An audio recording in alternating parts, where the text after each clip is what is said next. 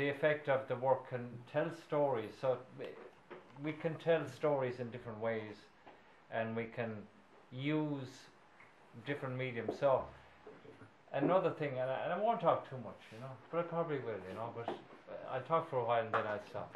Is this video, Mary, is it? Oh hell, I hate video. Anyway, just to tell you about how people remember. Last weekend I went to a little school called Drumbanff National School. Now, to tell you how old it is, the school was built in 1890, and this year is the year of the gathering. So what has happened is that many events have been organized to celebrate people who have gone away and maybe lived abroad, and they're coming home, and events have been put together to do that. So Drumbanff National School was a small little school between Christy and it's on the Christy-Tulla Road, about 3 miles from the village, and the school closed in 1972. So some of the local people there organised. One man called Jerry Kennedy, did a study on the social history of education in the parish. This led to people thinking about having a school reunion. So that happened last weekend. And the fact was that you had people from 90. There was one woman there who was 90. So then you had the children, grandchildren, maybe great-grandchildren of some people. And they all came together. So the one thing that really inspired them was that there was a huge search for photographs. And of course, like, people were looking all over, trying to find photographs. And it's amazing when you see people who are now old to realize that they were children too, you know.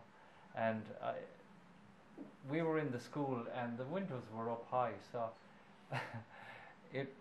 I went there like everybody else, and we saw they had a slideshow of the photographs, which are amazing. People were just glued to the whole thing, and people talked about different people. Who was this? Who was that? So the amazing thing about it was that when they were in the place, they were talking about, this was where we did this is where we did that, this was so it brought back the memories. So photographs brought back memories, being in the place brought back memories, and so now they plan to do a book on that. So one of the things that I did do over the weekend, and this is again part of the work that I do, I've been making photographs in County Clare and in lots of other places.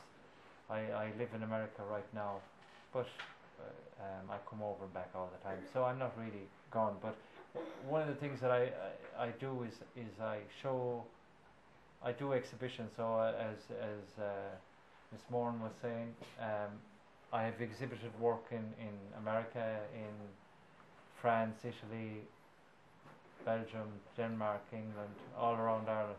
And what I find is that the pictures tell stories. So I think really I'm a storyteller. We're storytellers here, so we use what we can to do that. So in the world of art, and I mean it's not an easy life. I mean there's an image of the artist as being a starving artist. Did anyone ever hear that expression, a starving artist? Anyway, did you ever hear that expression? Yeah? No. Good, that's good that you haven't heard of that one yet, because that's all going to change, you know, because being an artist is important because you're doing something that's important to you. So you only do it because it's important. And I think when you do an art class here, that it might seem boring or irrelevant at times, but then lots of things are, you know, so, but it's a way of expressing yourself, you know. And am I talking too much? No, they're just stunned that you said the art class might be boring. Yeah, well, it might be, you know. But one thing you'll find is that your teacher won't be boring, because she's got a creative solution to every situation. But I think I can't believe how attentive everybody is, you know. I have to say I'm really impressed by that. But what I'm going to do is I'll show you some pictures. We might use the internet, and I have a website, so we can talk about pictures. So the best thing we can do is talk about them. I brought some pictures in. I brought a book that I did a number of years ago, which was very successful. So when I was in first year in St. Flannan's, if someone said to me, well, you're going to do a book, you're going to be the author of a book, and you're going to do exhibitions all over the world, I'd have said, well,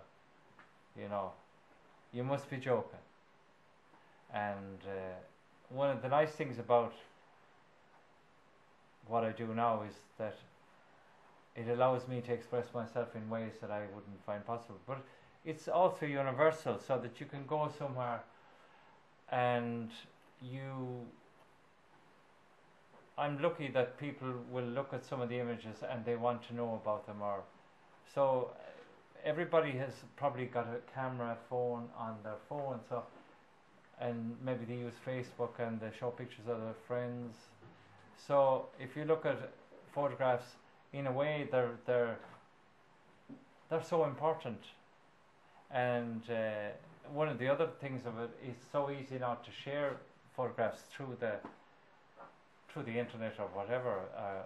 But I will say one thing just to be careful of is when you think about now, when you do take pictures of your friends, and I think it's very important to remember that if you take pictures that are, positive, show them in good light, because they're out there in the world and other people might see them that you may not want to see, and they may not go away.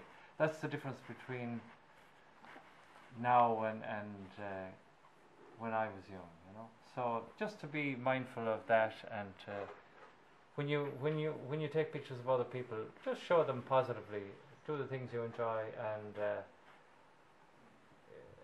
technology is great when we use it well, and that's my lecture over, But it's only just to be mindful of that, and because I photograph people, it's always very delicate, and we'll show you some of the pictures that I've made, that I take, and people are very nervous about having that picture taken, and especially when people are making videos of you as well. I'm very self-conscious of that, because I didn't get a chance to do my hair this morning, and